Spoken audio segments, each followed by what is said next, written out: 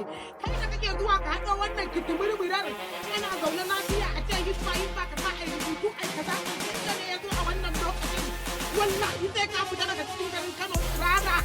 na rantse da zakin Allah sai ka fita tsirara a cikin garin Kano.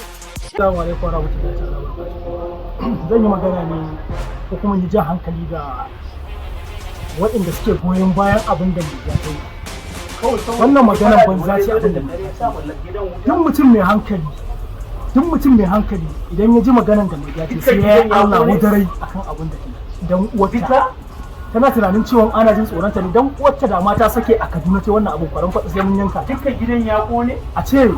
kamar Malam Aminu Daurawa ta rasa wanda ta ci zarafi ta ringa zagi sai Malam Aminu Daurawa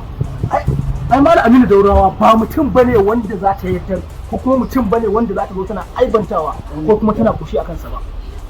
To don ubanta Malam Aminu Daurawa ya fi ubanta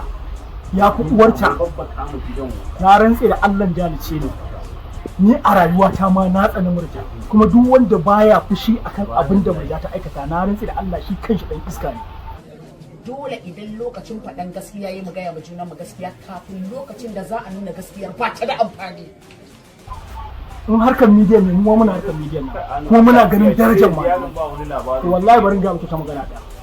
na rantse da Allah har in baki tuba kin ba Allah ba na rantse da Allah da cin take shiga wuta saboda zan sa miki ki saurari bidiyon da wacce baiwar Allah ta faɗa idan ke baki saurari wannan nasiha da Daurawa ke miki duk wacen da take akwai ƙarshen zamani da zai zo akan manzon Allah sallallahu alaihi wasallam magana akan cewa ƙarshen zamani zai zo mata za su ringa sa kaya amma kuma tamkar ba kaya a jikinsu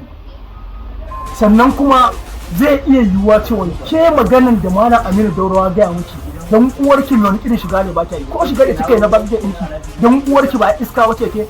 menene shaf ɗin jikinki wanda bai fita ba to na rantse da